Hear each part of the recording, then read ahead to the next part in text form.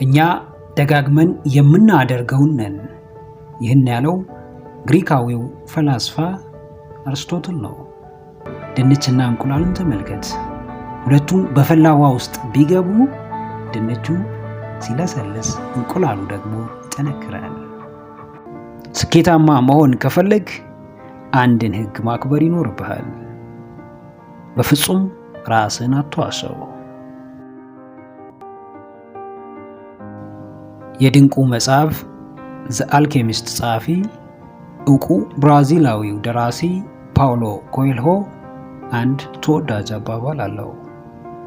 ስኬታማ መሆን ከፈለግ አንድን ሕግ ማክበር ይኖርብሃል። በፍጹም ራስን አትዋሸው። አዎ፣ ምርጡን አንተ ለመፍጠር ተቀናቃኞችን በሙሉ መብለጥ የለብህም። ተደናቂ ለመሆን ከሌሎች በተሻለ ማስመሰል አይጠበቅብህም። ጥንካሬን ለማረጋገጥ ግዴታ ተደርጎ የማይታወቅ አዲስ ታሪክ መስራት አይኖርብህም። ተቀባይነት ለማግኘት ራስህን መካድና የበግ ለምድ መልበስ አይጠበቅብህም። ቀዳሚው ጥረትህ ዙሪያን፣ ሀገርህንና አህጉርህን ለመቀየር ሳይሆን የራስህን እይታና አመለካከት ማሻሻል ነው። መቀየር፣ መሻሻልና ማደግ ያለባቸው ለአንተም ሆነ ለሌላው ችግር የሆኑ ወደፊት ስትጓዝ ወደኋላ የሚጎትቱ ዳገቱን መውጣት ስትጀምር ደጋግመው የሚያንሸራትቱ ብዙ አሰራሮች ይኖራሉ። ነገር ግን የዘውትር ትኩረት ውጫዊ ጫናና መሰናክሎች ላይ ብቻ ከሆነ ዋናውና እጅጉን ወሳኙን የአመለካከትና የእይታ መሰናክል ለማለፍ መቸገር አይቀርም።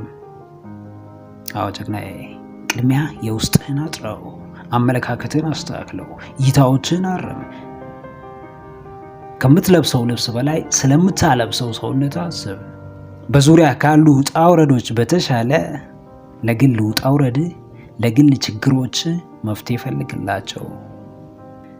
ሐሳብህ ሁሉ ውጪ ሆኖ ያንተ እድገትና ያንተ ለውጥ የትም ሊመጣ አይችልም። ከባቢን እያየህ መወዳደር ስትጀምር ራስህን መጣል ትጀምራለህ። በአካባቢ እይታ መዋጥ ስትጀምር የራስህን ማንነት፣ የራስህን ካራክተር ማጣት ትጀምራለህ። ውጪውን ስታማትር ውስጥ ባዶና ተስፋ ቢስ ሆኖ ታገኘዋለህ። አዎ፣ ተስፋ አስቆራጭ ነገር ሞልቷል። ተነሳሽነትን የሚገድል፣ ስሜትን የሚያናጋ፣ ብርታትን የሚያጠፋ፣ ኃይልን የሚቆልፍ፣ ማንነትን የሚያስረሳ፣ ጥንካሬን የሚያቆስስ ብዙ ነገር አለ። ዋናው ጉዳይ የነገርየው መኖርና አለመኖር ሳይሆን አንተ ቅድሚያ የምትሰጠውና የማትሰጠው ጉዳይ ነው። የምታየው ስላጣህ ብቻ ውጫዊ ችግሮችን በማየት ጊዜ አታጥፋ። የራስህ ችግር እያለ ባለቤት ያላቸውን ችግሮች ከማሯሯጥ ተቆጠብ። የራስህን ገጽ የሚያሳይህን መስታወት አቅርበ መመልከት ጀምር። ጉድለቶችን በሚገባ ለያቸው። ከእያንዳንዱ እንቅስቃሴ ትምህርት ውሰድ። ከእያንዳንዱ እርምጃ ልምድ ቅሰም። የራስህን የቤት ስራ ሳትጨርስ በሌላው የቤት ስራ አትብከንከን። የራስህን ጉዳይ ሳትገነዘብ ማህበረሰባዊና ሀገራዊ ጉዳይ ለመረዳት አትድከም። የየትኛውም ትልቅና አሳሳቢ ችግር መፍትሄ የራስን ችግር ከማወቅና ከመፍታት እንደሚጀምር ወቅ። ችግር ተሸክመ ችግር ትጨምራለህ እንጂ ችግር ፈቺ እንደማትሆን ተገንዘብ።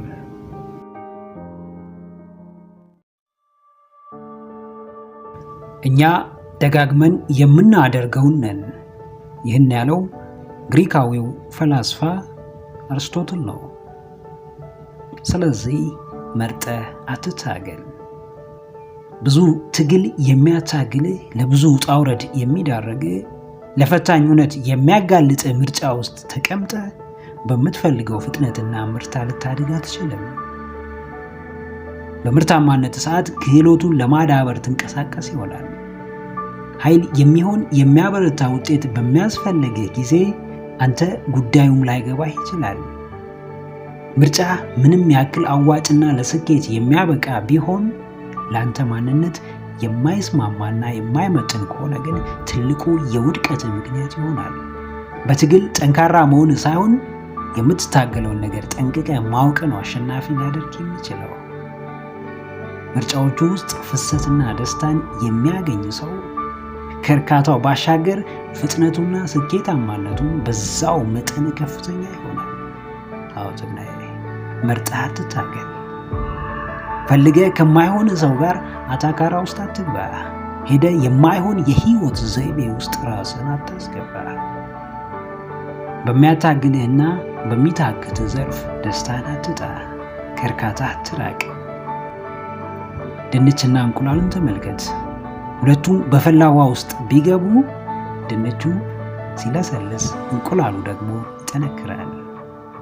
ጥንካሬን የሚያሳጣ ለአንተ የማይስማማ ሁኔታ ውስጥ ራስን ካስገባ የድንቹ ጣፋንታ ለአንተም እንደማይቀርላት ተጠራጠር።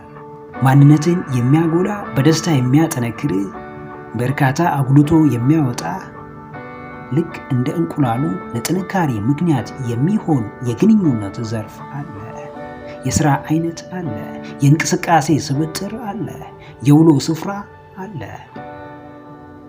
የምታነበው መጽሐፍ፣ የምትከተለው ሰው፣ ልታዘወትረው የሚገባም የአኗኗር ዘይቤ አለ። ባይኖርም ግን እርሱን መፍጠር እንደምትችል ተገንዘብ። አዎ አንዳንዴ ወደ ውስጥ ተመልከት። በእርግጥ ሰነፍ ስለሆንኩ ነው ወይስ የማይመጥነኝና የማይሆነኝ ስፍራ ላይ ስለተገኘው ነው ሰነፍና ልፍስፍስ የሆንኩት ብለህ ራስን ጠይቅ። ያንተ ጥንካሬ ብዙ ድርሻ ቢወስድም ምርጫህን እጅግ ወሳኝ እንደሆነ ተገንዘብ። ለሌላው ሲከብደው አንተን ቀለውና እየተዝናና የምትሰራው ነገር ከሆነ ደጋግመ ወደ ውስጥ መመልከት ጀምር። ስትሰራው ሳይሆን ስታርፍ ብቻ የምትደሰት ከሆነ ደስታ በስራ ሳይሆን ለእረፍትህ እንደሆነ ማወቁም ላለህበት ሁኔታ ፍንጭ ሊሰጥህ ይችላል። ለመኖርና ገቢ ለማግኘት ብቻ የምትሰራው ስራ ይኖራል። ለደስታና ለእርካታም የምትሰራው ስራ ግን ሊኖር ይገባል። በገቢ አሰሳ በፈታኙ ምርጫ ቢደክምህም ሐሴት በምታደርግበትና በምትረጋጋበት ዘርፍ ስሜትን መጠገን፣ ራስን ማበረታታት ትችላለህ። የባርነት መጀመሪያ ስሜትን ረግጦ ፍላጎትን ንቆ ሌላ ገዢ ጋር መሄድ ነው። በምርጫ ከምትታገል በምርጫ እረፍ። በምርጫ ከምትሰቃይ በምርጫ ሐሴት አድርግ። በምርጫ ከማማረር የደስታና የምስጋና ምክንያት ወደሚሆንህ ተጠጋ።